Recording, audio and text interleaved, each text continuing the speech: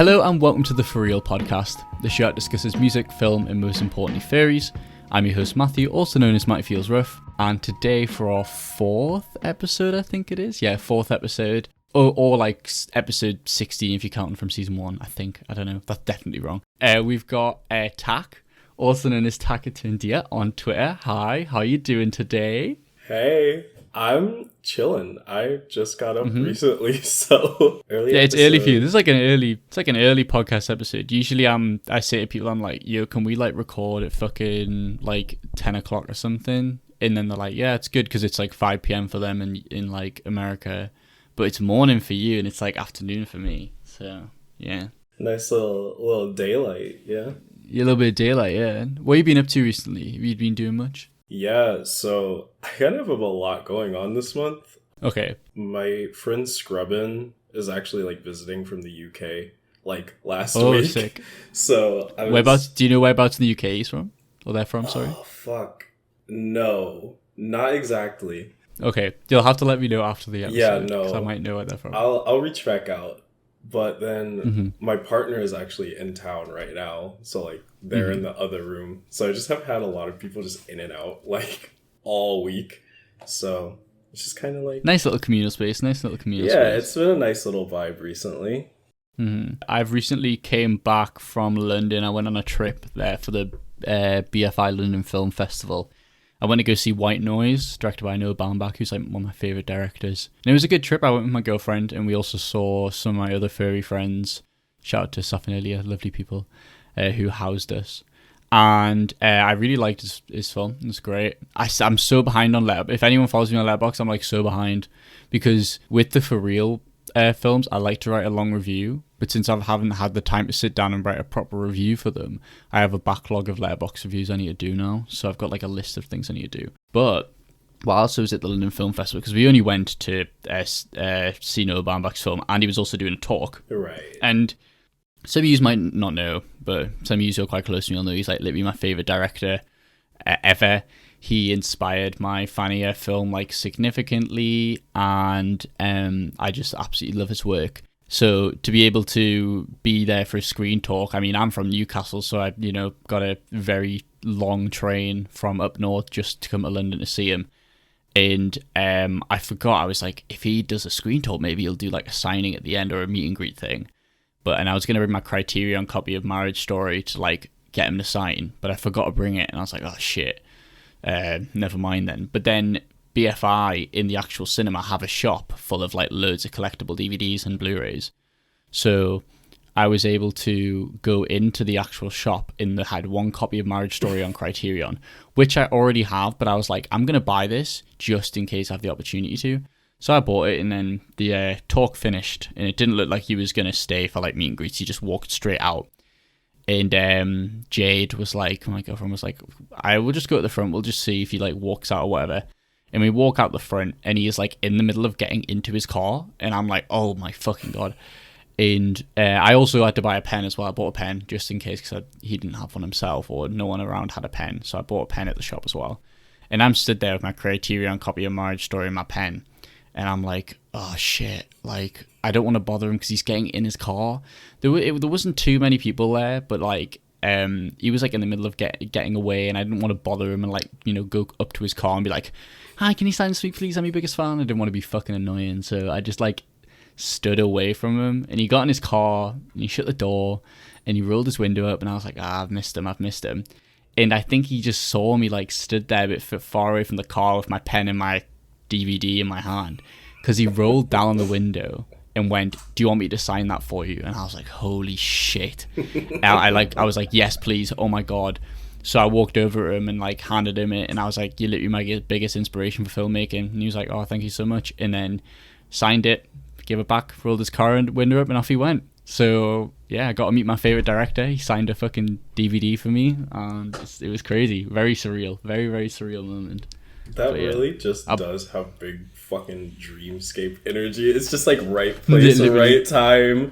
Literally. If I came out that cinema like literally 5 seconds or like later, I would have missed him, like genuinely.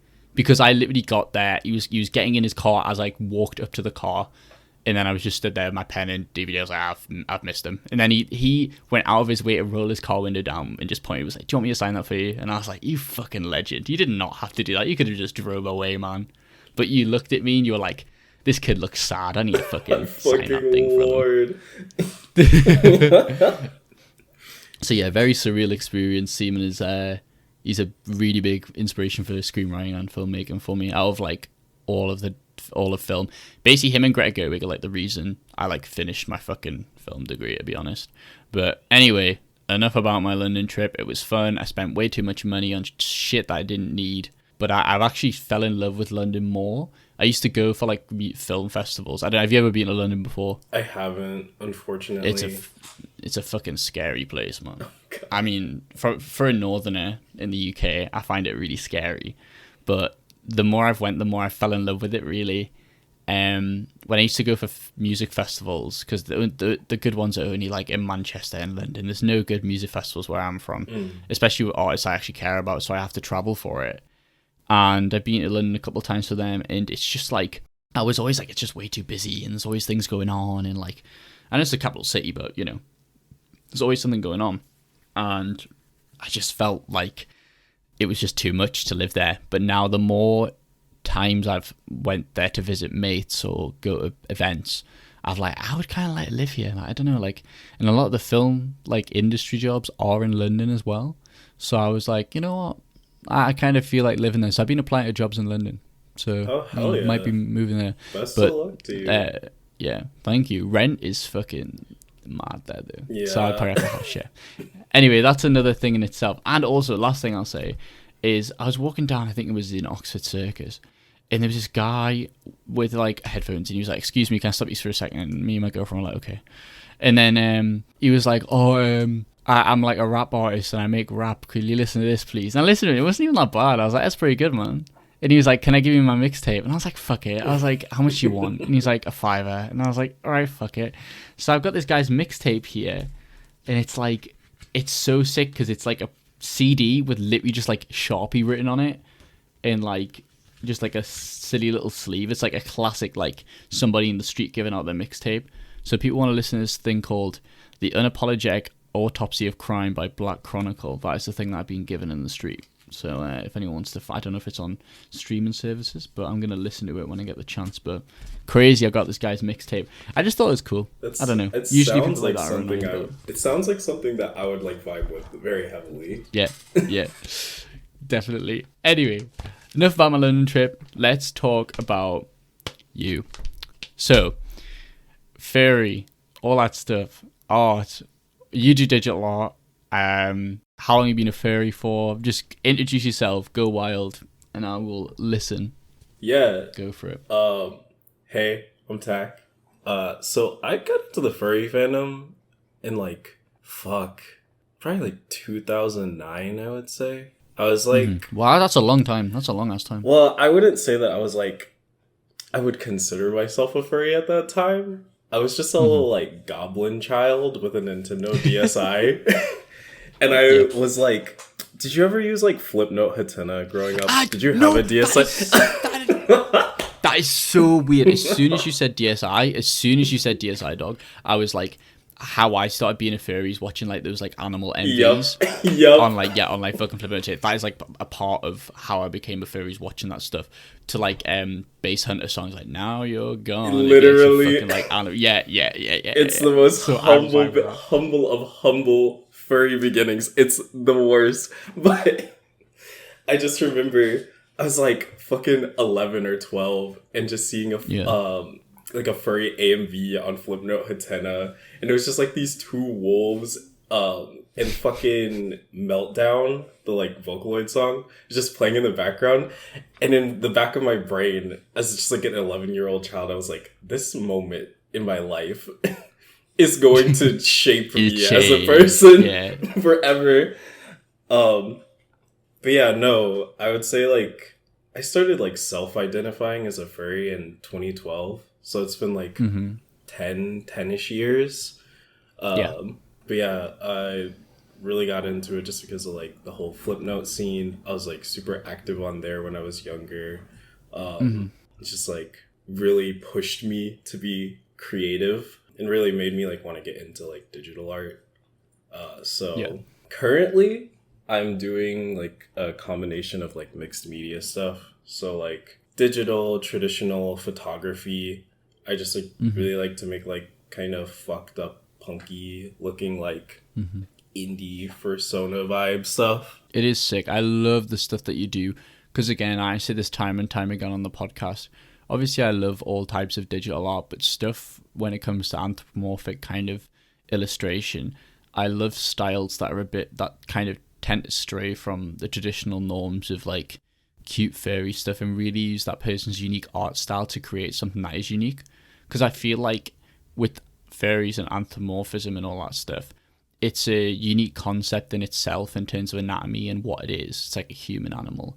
So I feel like unique art styles really coincide with that kind of, furry anatomy stuff. So I do absolutely love your stuff. And I think your line work is fantastic as well. It's just like, I just love it so much. Thank you. I just want every one of my pieces to be as just like scrimblow as possible. Scrimbler blimbler. That's how we do it, man. Literally, so I went to school for design and I like worked in the industry for a little bit, like doing apparel design. And so there was a very long like stint of time where I was just like, I've got to have my OCs be like super clean, super like professional, and they've got to like follow this like rigorous set of rules. And I fucking like left school and I was just like, man, I'm just trying to have fun. Yeah. I'm just trying to have a good time. So I don't know. I feel like when it comes to art schools and like film school, I think it's important to learn like concepts of like kind of set styles and stuff. But I think in order to be a successful creative, I think to make something that is outside of a certain norm or outside of a certain kind of ideal is what's best. And I think you can only do that by working with yourself, I guess, in terms of having fun with something rather than doing something for a certain kind of concept, I guess. Yeah, so I totally feel that. I feel like we've been mutuals on Twitter for like absolutely fucking ages. Yeah, it was like I feel like you probably one of my I think you were genuinely one of the first mutuals I had on Twitter, and I think we are quite like we do talk from time to time, but it's just so weird to me that like you've probably known me since I started becoming a furry, which is like crazy. I don't know how you found my account, probably just through like a like tweet or something, but it's fucking crazy how that is like the case. It's like I remade my Twitter in 2019, so I was like I'm gonna remake Twitter and I'm like only gonna follow like furry creatives. And I just remember like seeing your account pop up and just being like, oh, this person is like super into film, and like that's something that I don't like touch. And I just like I wanted to follow you because I was like, this just seems like it's gonna be something that's like very interesting to watch develop, and it has been. It's been extremely fruitful. So I'm very happy that I've like gotten to like watch you grow and like do your thing. So my smile is beaming right now, Tak. My smile is fucking beaming. Thank you so much. And I think with you, it's like, I feel like when I first followed you, I don't think you drew a lot of art early on when I followed you. I think recently in the past like year or two, I've seen you do more and more. And again, it's been really cool to see your kind of like style develop and see you do loads of unique kind of pieces. It's just, I don't know, I love your style so much. And again, like that, the cover art for this week as well is just amazing as well. Like the colors and the way that you've drawn it in the silly little Carsey headrest t-shirt as well. It's so based. I love it. It's so good. It's lovely. I just love making stupid things. It's so good. Yeah, no, but in terms of like other creative stuff that like I'm like getting into in the fandom, I'm currently learning photography. I have kind of an obsession with buying digicams from like the late thousands now. I just like picked up a little like Panasonic, and so I've just been doing like these super like shitty in the middle of nowhere in the city fucking like fursuit like photo shoots. And I've just like been doing them all as like self-portraits. So I'll just like walk around in the middle of Philadelphia and just like post up somewhere, and people will just be like, what the fuck are you doing? I'm just like, don't worry about me. It's fine. Because I've seen your like photography stuff as well, and you do a lot of fursuit self kind of photography sessions, don't you? Mm-hmm. Which I really really like as well. Do you do all those yourself? Like, do you just set up the camera at a certain kind of frame and then just pose in your partial? Is that usually how it goes? Pretty much. Like, I'll just like scope out locations because I like do a lot of street photography on the side now. Yeah. So I'll just like scope out like locations that I'm like, this would look fucked up if I took a picture here, and then I go back in like the middle of the night. Yeah. How would you say you prefer doing your street photography at the moment, or would you say do you like doing your like kind of fursuit self stuff, or is it just a hybrid of both that you enjoy doing? I'm definitely more of a fan of like the fursuit stuff because it's fun. Mm-hmm. Yeah. But I'm pushing myself to do more street photography because I want to expand my portfolio a bit. Yeah. And I think it's really good as well when it comes to like furry created things, is that you taking photos in a fursuit will just look like an art direction rather than a hobby. Not in a sense that that's a bad thing to have as a hobby, but like somebody will be like, oh my god, they're wearing this animal suit because it's like that's the unique part of the photo, and it's like, nah, it's just, you know, my side hobby that works well in a photography thing. You know, it looks like a prop, but in reality it's a whole different hobby, which is a great thing as well. I know, like, I can't remember like what episode it was in, but I know you were like talking about like interviewing for jobs and like pulling out your like portfolio of work and like having it be furry shit. That has happened to me in like a very professional setting, and I just can't allow it to happen again. So how did it go? How did it go down? So what? It had to have been like 2019, 2020. It was like right at the beginning of the pandemic. I was like freaking out because I was like, I need like an internship or something like right now because I was like in college. Yeah. And so I'm applying for this internship, and I was like right in the middle of reworking my like actual portfolio of like regular design work. And I was just like, fuck, I gotta have like something to like show this person that's interviewing me. And so I only had my iPad on me at the time. And so I just organized a bunch of the shit that I had on there, which is all my Procreate stuff, my stuff from my PC. So it's just like all furry work.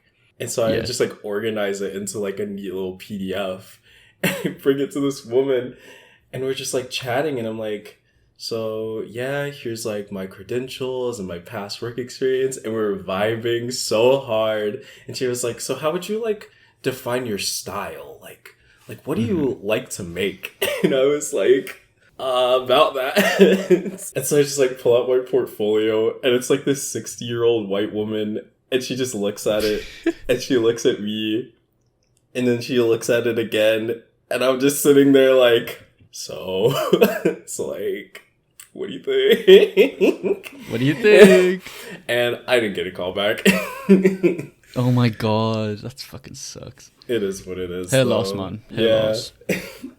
I still think it's so sick though. There's a recent photo that you did where like you're on like a staircase and it's like really dark lighting and it just looks so ominous, but it works with your suit as well because, you know, you have like a yellowy kind of orange kind of deer and it just sticks out, and it is the primary kind of like subject in the shoot, and it just looks so sad. I don't know, just the way that, and again, there's this one here where like it's from a low angle and it's showing off your fit, and it's a fucking sick ass fit as well.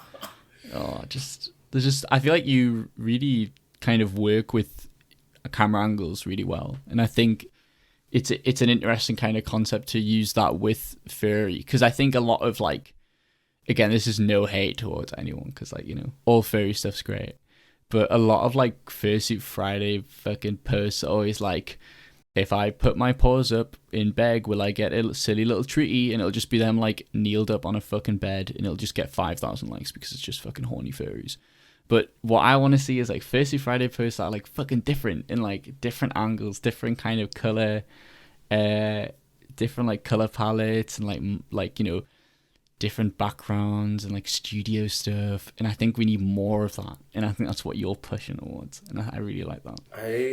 I love like seeing people just like experiment with like fashion and like different like camera angles and just like pushing the boundaries of like what you can do with a fursuit, and like especially like mixing media and just like taking a photo and then like editing it, adding illustration and like typography and just like all this shit that just like really elevates it to another level. I just think is like super fun. And I don't know, I wanna surround myself with people that are doing interesting shit like that. And it helps you broaden your style in terms of defining what you want to do and what you want to set as your thing as well. And I think that's one kind of element of furry and anthropomorphism that like helps you, because you've got that kind of diverse uniqueness or unique concept, I guess, to experiment, which is what I was saying before.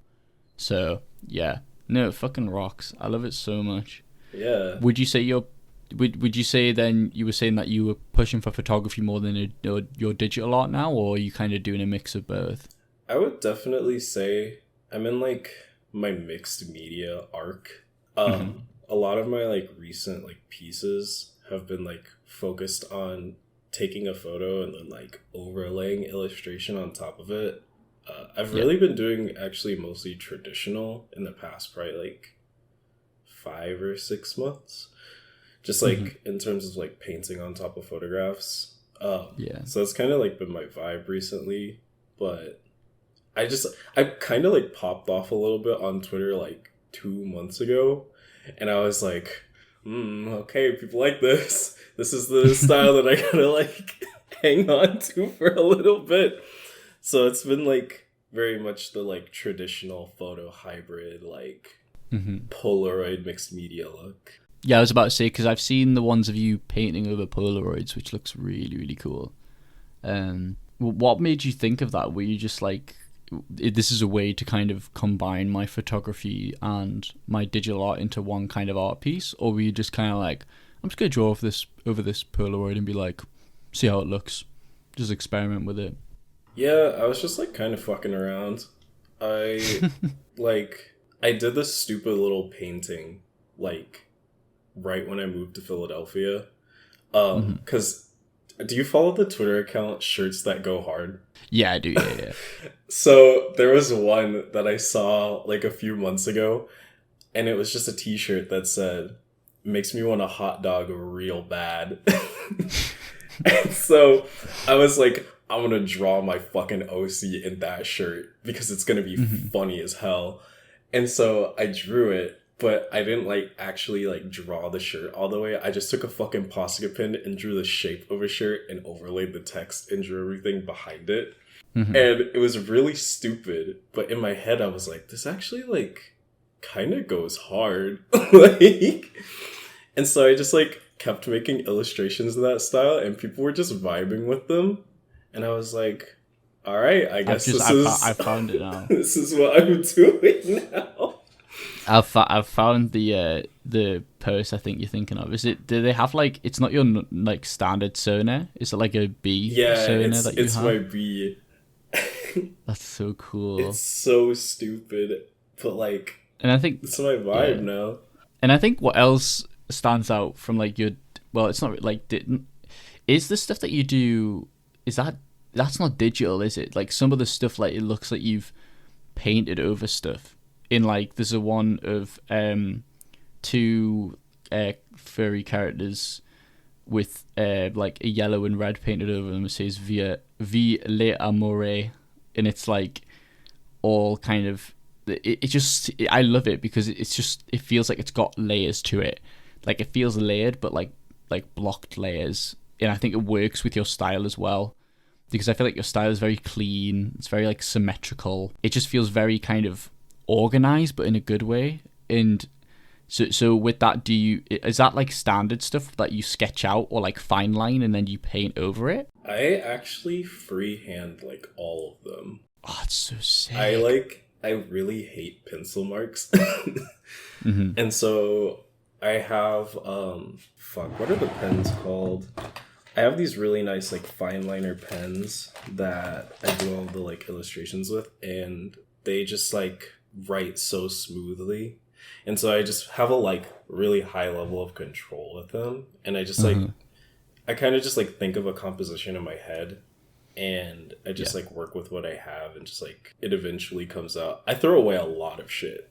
Like, like, like it takes a lot of attempts, but yeah, that's kind of my process. You prefer that using pencil work. Yeah, I would say so. I get that though. I get that sometimes, you know, like I don't like when I draw. I don't really like sketching out shit. I mean, I just draw my silly little like bears and cats and stuff, and usually I just fine line those out and just get them on the paper. I don't really like to sketch out stuff. Maybe it's just because I haven't learned that way, but I don't know. Maybe I'm just too lazy. I'm just too lazy to do that shit. But I love it. It's fucking class. It's like kind of a side tangent, but I love the like little bear illustration you did a while back. Oh man, it's so funny. I just the like wobbly lines that it has are just like it just has a lot of character. I like really enjoy looking at it. Just a silly little geezer, you know. Just a silly little guy, yeah. Yeah. I'm gonna do more stuff like that. I just haven't had the time to do more sketchbook stuff. But I really do want to like sit down and learn how to draw more. But I just haven't had the time to focus on it, I guess. Absolutely. You should absolutely like take some time for that, because I would love to see what you could like come out with. Thanks. Let's jump onto. So have you been at like any conventions? What are your convention experiences like? Yeah. So I've been to MFF twice. That's a big one. Yes. So where's it based? Is it based in Chicago? Yeah, it's in Chicago. Yeah. It's like South Chicago, I think. Mm-hmm. Yeah, I've been to MFF twice, and then I've also been to Furry Migration twice, which is like a small con in Minneapolis. And then I've also been to Furrydelphia once this year, which is here in Philadelphia. A few of my mutuals go to Furrydelphia because they're like based in Maryland, so like I don't think it's that far away from them. I don't know. I don't really know US kind of. It's pretty close. Maryland's pretty close. Yeah. Like that whole like northeastern like PA, New York like area is like pretty tight knit. Yeah, my friend Sai's from Baltimore, and I think I see them go to Furrydelphia every year. So I think I bumped into them. I'm pretty sure I did. They're so cool. No, they're absolutely sweet. But yeah, no, Furry Migration was like actually my first con, and I went without a fursuit or anything, just like vibing. And I was like, I don't know if I'm gonna like this. Yeah. And my partner was like, you'll like it. And they were right. But just like being in like a space with like so many like-minded people, and just like being able to see all my like online friends in real life. Yeah. It's just so wild to me. It's very surreal. I mean, I went to CFZ, which is the big furry convention in the UK. I don't really have many like online furry friends, I guess. I think there's a lot of people who have like a very kind of broad. I mean, I think it's different in the UK compared to the US, because I think the US you have more opportunity to have online furry friends, but the UK it's a little bit more tight knit. And we have fur meets for like specific cities and stuff, and people tend to have their like certain groups. But since I went to York for uni, you know, I'm from Newcastle, and then like I just kept bouncing about everywhere, so I never went to a meet. And then since I went to uni during COVID, I didn't really get to go any meets there either, so I never went to a York meet. And I wasn't really confident about being a furry before uni whilst I lived in Newcastle, so I didn't get a chance to go to any fur meets. And then my first actual proper like furry meetup was Confuzzled, and I knew a few people, but I wasn't like totally kind of, I mean, like I didn't have many online friends. I just went with like my IRL friends who were also furries. But I feel like a lot of my like online furry friends are like from America, which is like super weird, but I don't know. I mean, aside from that, like I have kind of broadened my horizons a bit. I mean, Jade, or Asta, my girlfriend, she has a lot of online furry friends from the UK, and she'd be like, "Oh yeah, well, this person said this, and this person's from here," and I'm like, I have no idea who these people are. It just baffles me. I feel like there's such a difference or significant difference between how many furry connections people have. It's not a bad thing, but I definitely want to kind of like broaden my horizons and try and make more furry UK friends before I go to the next Confuzzled, so then I can go to more people and be like, yo, it's you, I've talked to you on Twitter, kind of thing. And I think I'm getting there a bit, so yeah. Right. But I've never heard of furry migration before. It's interesting. Yeah, it's kind of like Furrydelphia in terms of like size and the vibe of it. So it's like a smaller con, but it grew a lot this year. I unfortunately like didn't get to go just because I was moving, but I heard that it was like a lot bigger this year than it was in previous years. Yeah, but they have some like really cool people. Just like the whole Midwestern like furry vibe is also very like tight knit and close. So just like the whole Minneapolis scene, like there are like parties and meets and stuff that are just like happening all the time. So I definitely very much miss my friends out there, but I just think it's time that I was back on the East Coast. So yeah, I get you. How are you finding it? Are you finding it okay? Yeah, no, I grew up in Atlanta, which is hilarious because I've never been to FWA.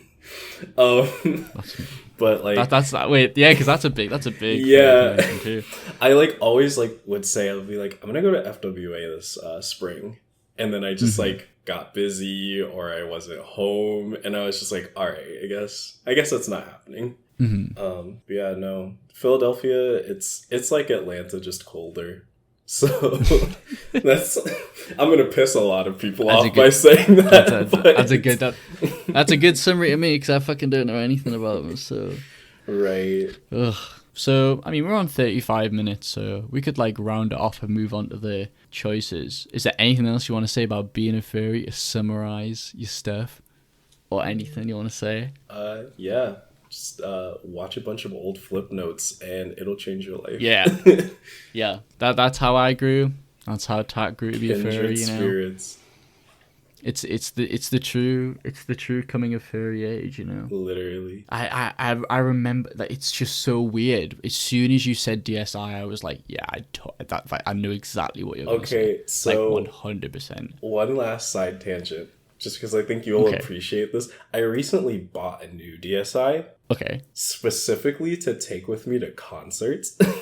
Oh. Because I want to be that person. Yeah. But not the 3DS videos. I want DSI photography only. Only edited on the DSI. I have so many cameras that I could take that are actual cameras. And I'm like, no. We're bringing the DSI. Take the DSI. You don't understand how many fucking 3DSs there were at that 100 Gex concert I went to. It was like insane. There was just so many.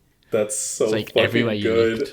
Because at that point, I think when they were touring Europe, like when I went to the Manchester gig, the 3DS craze for Gex gigs was at its peak. Where like it started off with like one or two people.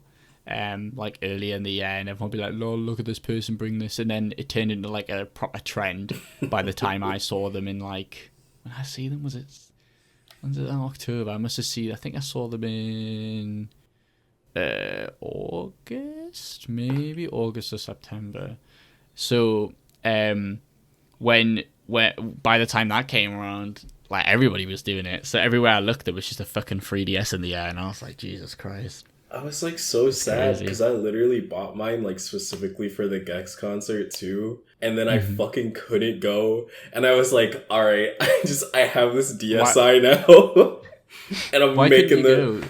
I just like was prepping for my move because that was right around the time where I was like visiting Philadelphia for the first time.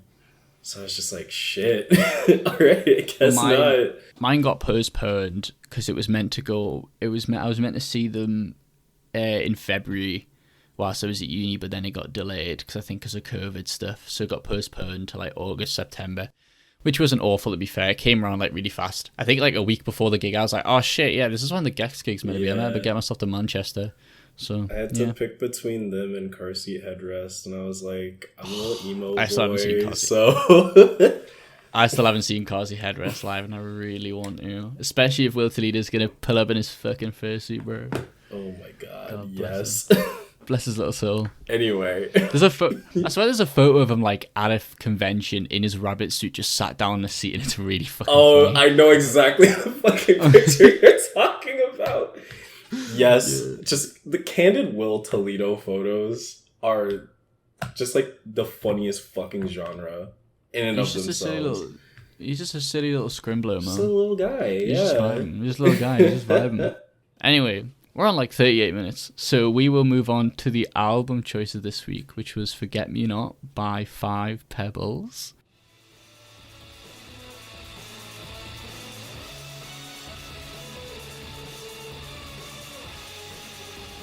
So you changed this record, but is it a thing of like, with 5 Pebbles, is it kind of like Laura Les's Osno 1, where this is stuff, is this Weather Day before Weather Day was called Weather Day? I was trying to, because you put in brackets Weather Day, so I'm confused. You explain it, and also explain why you picked it as well. Yeah. So I don't really know why they like did it under the 5 Pebbles name, because I was doing some research just like about the EP. So initially I wanted to do Weather Glow, which is like a collab album between Asian Glow and Weather Day. But I just think Forget Me Not like holds a lot more of a special place in my heart. So Weather Day did this album in like a week, like I want to say a year or so before it like came out, and they like scrapped the whole thing, and they were like, I don't want to release this right now. And from what I could gather, it sounded like they were like, I'm going to remake this and re-release it, and I'm going to just work on it over time. And this will make me feel better about deleting the original files for it. Yeah. Okay. Yeah. So that's kind of the vibe of it. But I just really enjoy it. It's just like super noisy and like unapologetic in like its message and like what it's trying to say. So literally the first note I have for it is, holy shit, very, very noisy. Yes. And I think it's the peak of like noise enjoyment for me. I still really liked it. I mean, even before when I first called you before we started recording, I was like, I've just finished the album. I really liked it. Because it was something different as well, I think. Because it wasn't like, I was worried by the kind of first track, by the sound of it. I was like, I really don't want this to turn into like fucking Mersbo, because that is like my limit. Like, I can't enjoy Mersbo, but it luckily did not turn into Mersbo, and it was like really good. And it reminded me more of like MBV, right, more than like anything like Mersbo-y. Especially this track Kiss really reminded me of stuff on Loveless, like a lot. Just the way that it's like layered, in the way that the chords are like sound and stuff, really reminded me of Loveless. I mean, someone might kill me for saying that, but I don't know. It's not shoegaze. It's whatever. I get what you mean, though. Like that is a logical comparison, you know. I also really like how the beginning started with a Japanese sample. I really like that because it also coincides. I feel like it coincides with the album cover, which I think is lovely as well.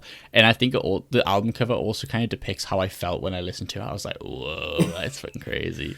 I'm just like ascending right now. No, and then yeah. it also links with the film choice, which we'll talk about in a second as well, because it's both Japanese kind of centric kind of stuff. I was saying that with one thing I did put down is that like each track feels like the final track, if you get what I mean.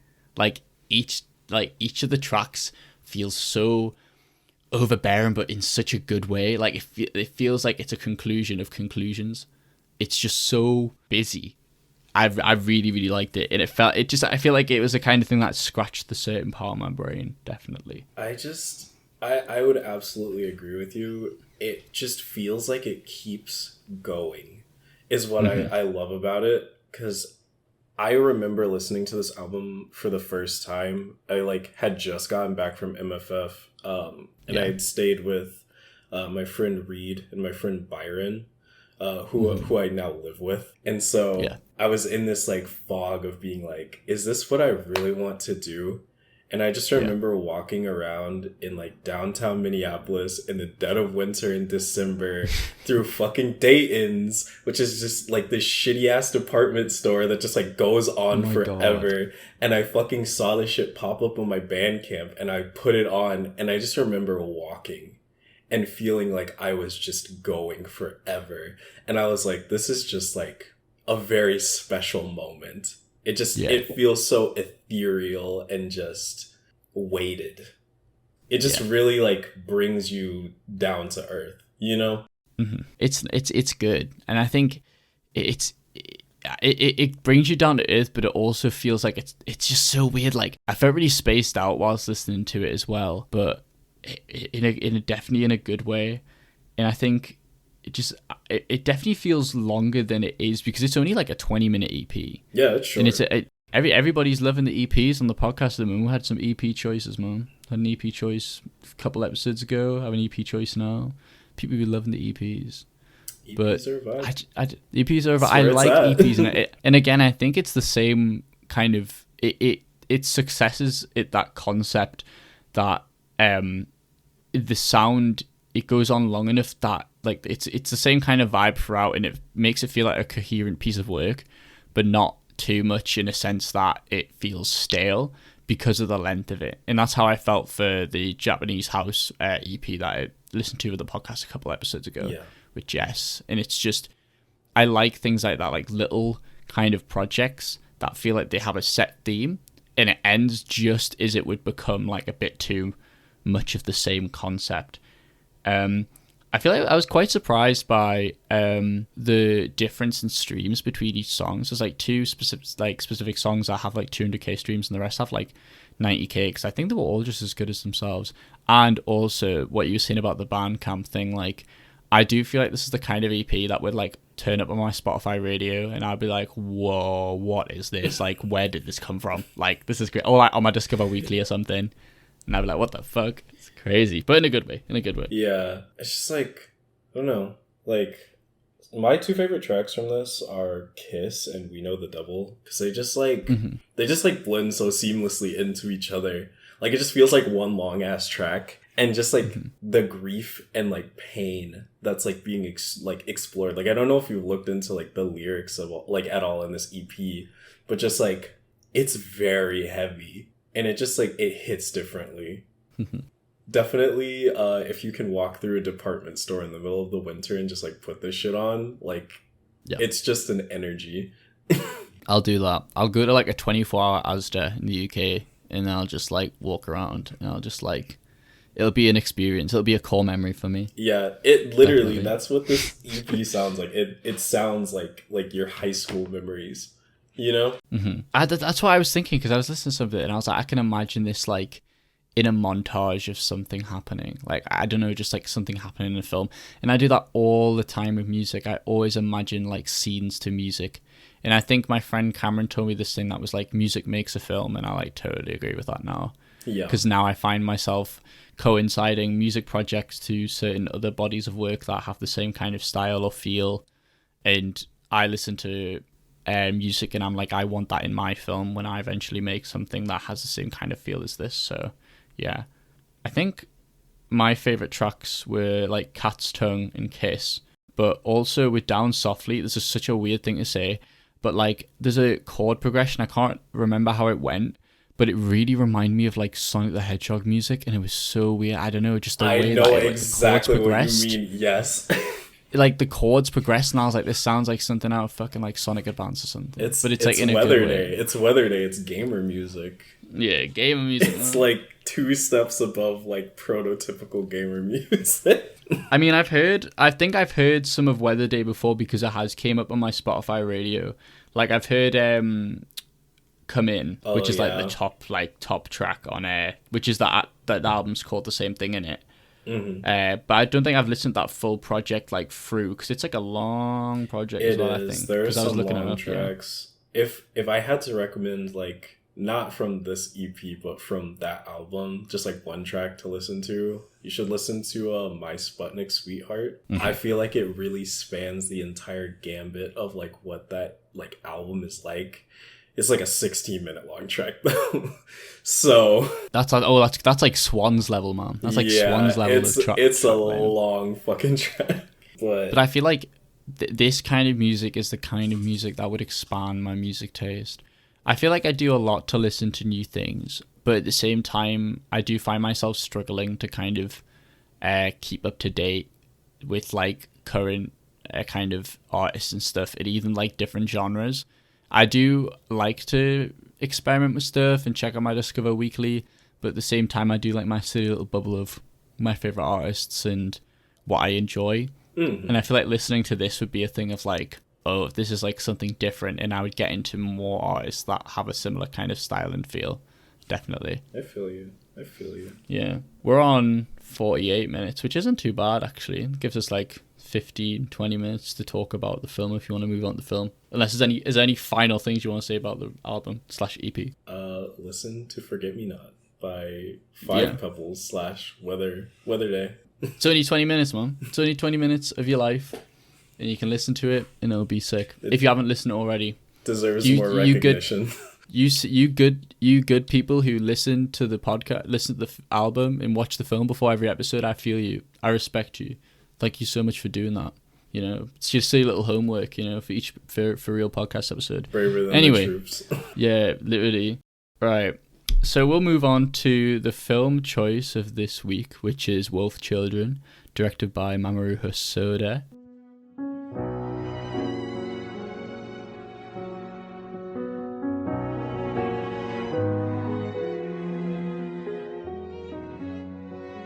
So I hadn't seen this film before. I'd seen clips of it because I had a My Neighbor Totoro DVD, and there used to be always a trailer for this film before that film. It was like one of those like represses of Totoro, so like it had like all the newer kind of trailers on beforehand. I have seen The Girl Who Leapt Through Time and Summer Wars, which are other Hosoda films, and I expected to like fucking like be super biased towards this film because obviously it's quite furry, but like I still really liked it. I don't think I liked it as much as Summer Wars, but again, I haven't seen Summer Wars and Girl Who Left Through Time for so long, so maybe I need to rewatch those. I think one thing that is very apparent with Hosoda films is this is probably the one, that's not really a negative thing, but it's like a thing of like classic anime tropes, is that like they're so cheesy, man. But like, you know, it's a good cheese. It's a good cheese. I like it. But I mean, Summer Wars is probably the cheesiest one out of all of them. It's like, you know, about a fucking like the world's gonna end because of some fucking online computer game thing. It's like an anime Black Mirror type shit. But yeah, I mean, before I go through my thoughts on the film, do you want to go through why you chose it and, you know, your thoughts on it? Yeah. So I watched Summer Wars or not Summer Wars. I'm just in like a Studio Chizu mindset now. I watched Wolf Children for the first time like a week before I moved to Minneapolis for college, and it was like 2:00 in the morning. I had just like gotten into like a huge like spat with my mom, just like about like everything like going on, and I was like on like the shittiest like anime like streaming website. Like it was like fucking Kiss Anime. It was like fucking 2017. And so I was watching this shit in like 420 like p. I feel that because I messaged you as I was watching it, and I was like, I'm having to fucking watch this in like 240p, man, because I'm not paying for fucking Funimation, so I'm gonna watch this film in 240p. And I also watched the dub version, which, to be honest, I didn't find that bad. I think with anime films, I seem to go to watch the dubs more. Like with Ghibli films, I watch the dubs, and I mean, with Satoshi Kon films, I like to watch both the dub and the sub, but that's just because I would say Kon is like my favorite anime director. I would say he's better than Miyazaki personally, but I don't know. I think Miyazaki obviously has more of a stronger legacy and probably more a solid filmography, but I just think Kon is something different. I do really like his work.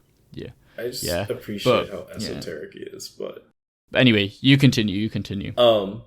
Yeah, no, I just like watched it like at 2:00 in the morning, like right after a huge spot with my mom. And I just remember, I don't like cry at films or anything, but this film like broke me. Oh my god. See, I was really surprised I didn't cry, to be honest, because usually, like, I don't cry a lot normally, but films for some reason just like make me cry. I remember when I first watched Marriage Story, similar kind of situation. I watched Marriage Story via Noah Baumbach. I think it must have been a couple of days after I broke up with my girlfriend of 2 years, and it like fucking killed me, man. Like I was like, holy shit. I was like, I should have not watched this, but also I should have, because I had some like emotions that I just needed to get out of myself. And I feel like films and pieces of media that you can connect to your life kind of situations and things that happen to you are like we create stronger bonds with. And I think that essentially as a creative or a director or a, music maker, I guess, that is what makes a successful piece, is when you connect to someone's personal kind of emotions. And that's what I guess Hosoda's Wolf's Children is done for you. So yeah. I think as well it would, I can see why it would be emotional for you that time when you're moving to college and stuff, because I think obviously the whole film circulates around this idea of like independence and people choosing, like the kids in the film choosing their own paths rather than succumbing to what a certain person wants. And the interesting thing is that I think the mum was more capable of letting the boy do, so I can't really remember their names, lol, do what he wanted to do, in comparison to the girl, who I feel like was more like, you need to start coming to school and you need to start acting like a fucking normal person. Mm-hmm. But then he was like, no, I want to be a wolf, man. And I mean, you gotta let just people be wolves, Yeah. But what I found really interesting was the kind of role reverse and personalities. In terms of like at the start of the film, when they're born and they start growing up and they're like infants, the girl is very like hot-headed and she turns into a wolf like all the time, and she isn't really afraid of her kind of like wolf like kind of side of her genetics. But the guy, or the boy wolf, he's more like shy and timid when it comes to that kind of stuff, and then grows into kind of embracing his kind of wolf side of himself.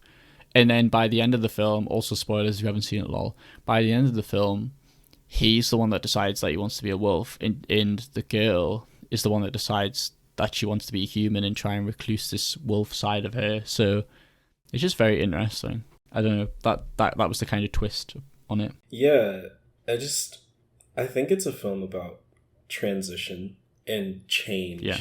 And I think watching that film like in a moment where like you're just experiencing something in your life where it's just like, this is going to like shape the trajectory of myself as a person, is like, yeah, I would say very critical to the viewing experience of it.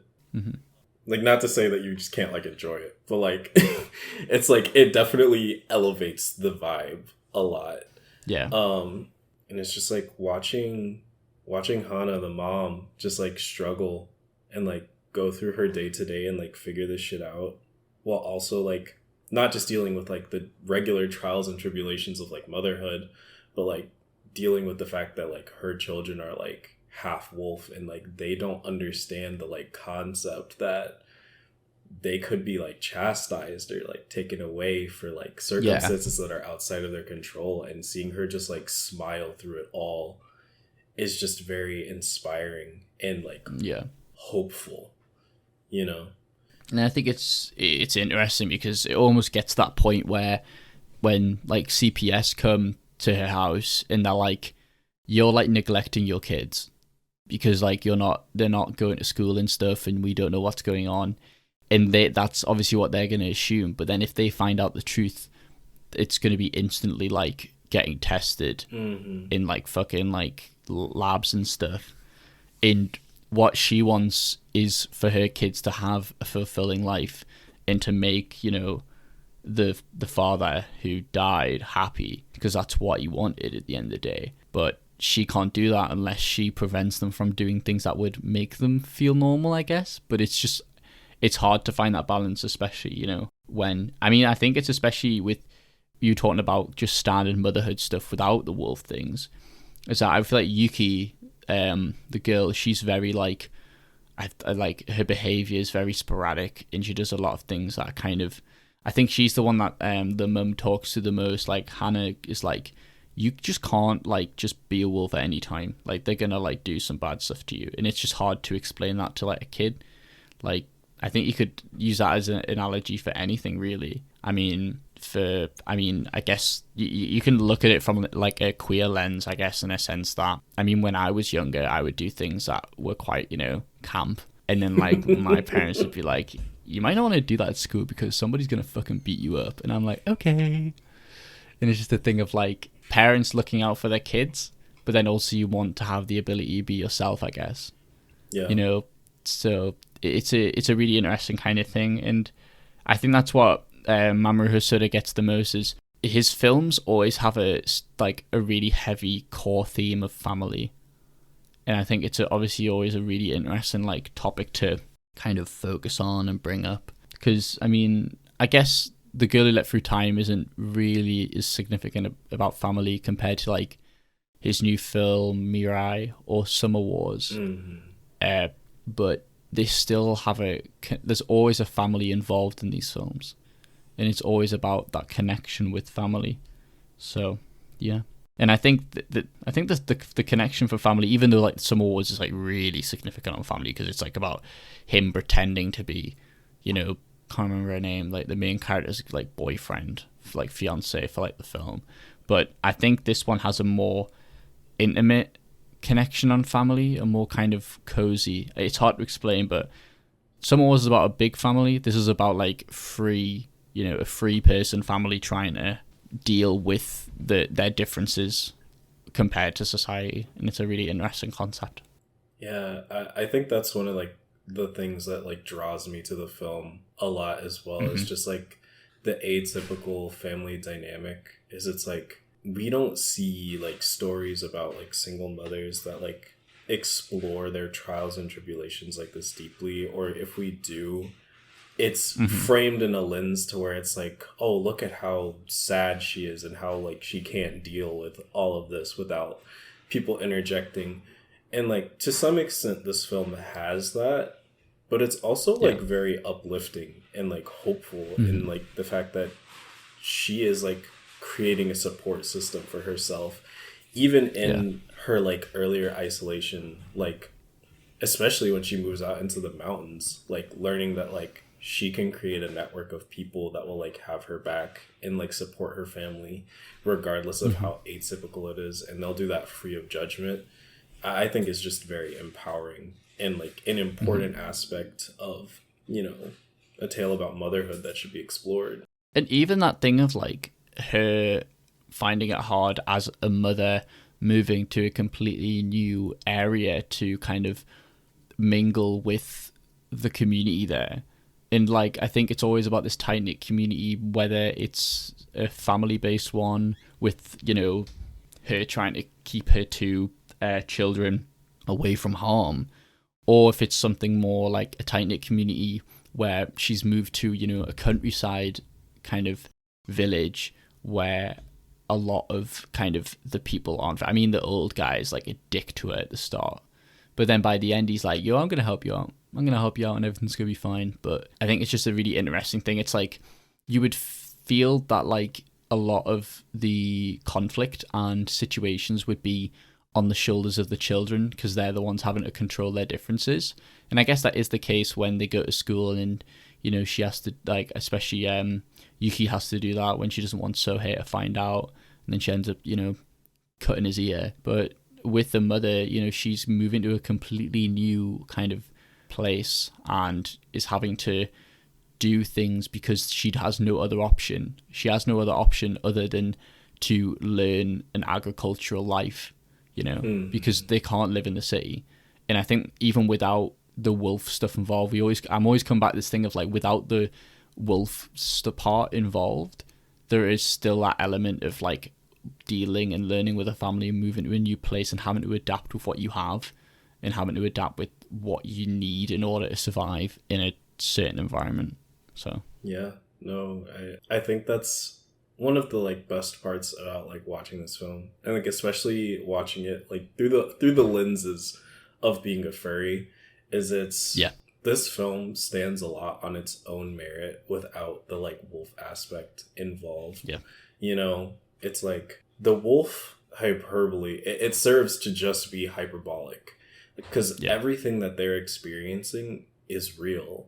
Like, these are real experiences, and that thematic choice is just elevating the emotion, elevating it to its most like primal and animalistic pieces.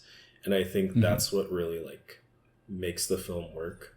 But it's not like conducive of like being a deal breaker of if it was or wasn't like added to the film. And I think on top of that, I think I completely agree, because like I said, with the bias thing of like, oh, I thought I was gonna like absolutely love it because it's all about like humans being wolves and stuff. Like it was a good concept of the film, obviously, because it's a core concept, but I liked it because it was a good film, not because it was that. And I felt like I was gonna be really biased towards it, but I still really enjoyed it. And also, I love like Mamoru Hosoda's like style. Like I love it so much, and I think it's one of those core styles that I can definitely like point out and be like, that's a Hosoda film. Definitely.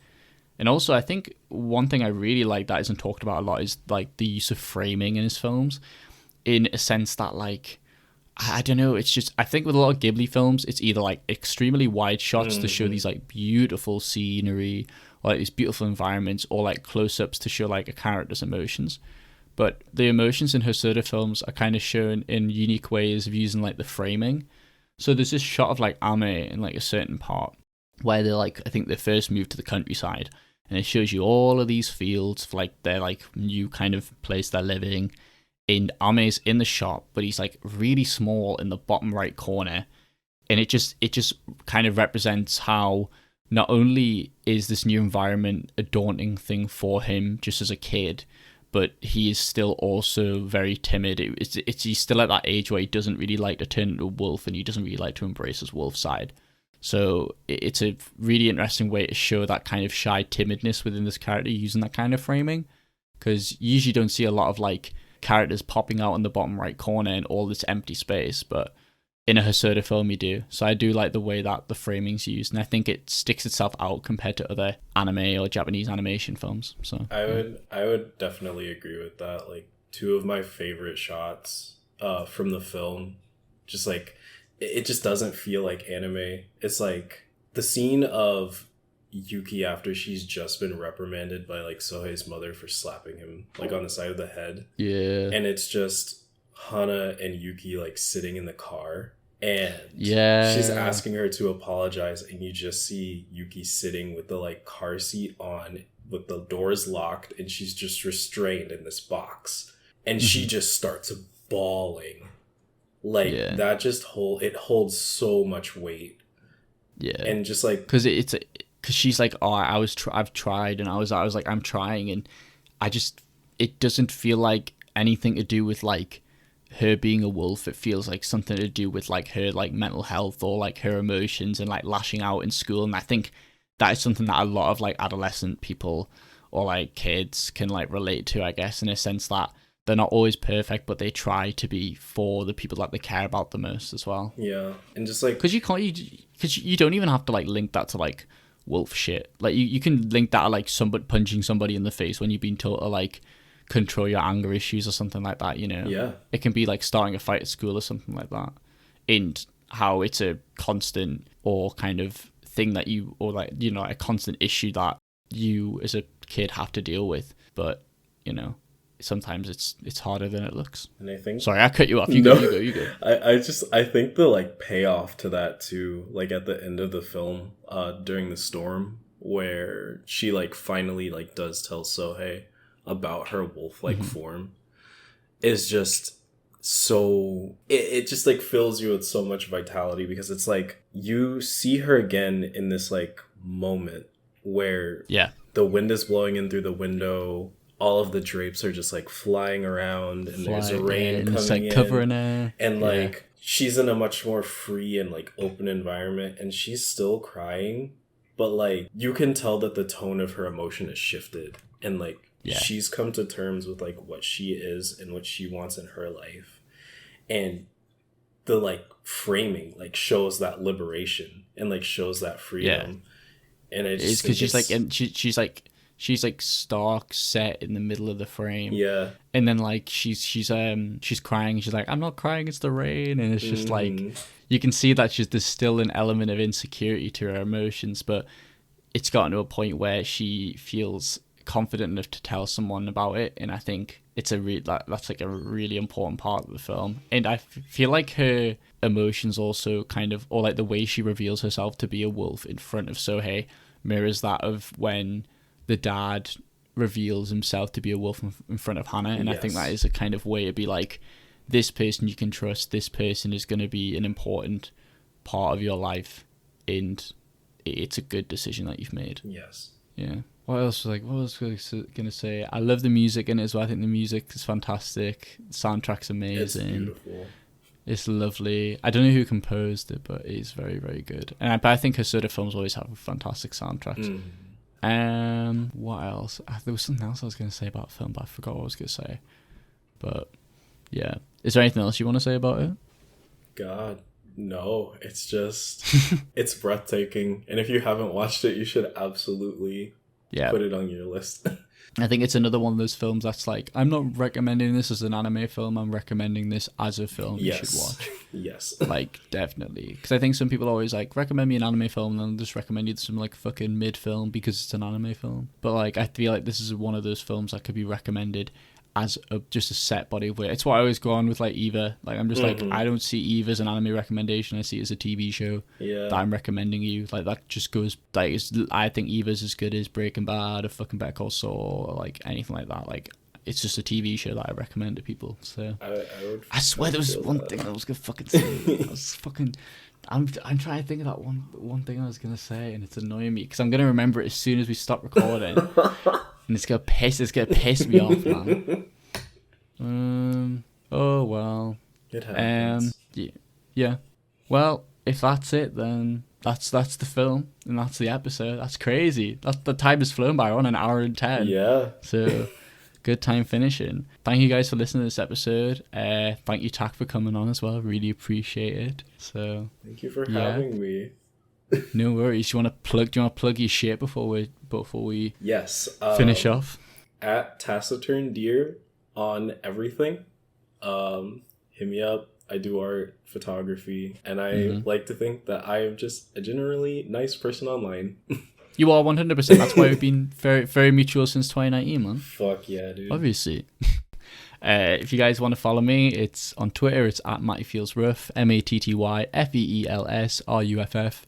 I post about podcast stuff. I do just silly little tweets. I don't tweet bad enough that I won't get a job, but I tweet good enough that I'm just a little bit funny, so I don't know. My letterbox is at Matthew_Baytee, spelled Baytee.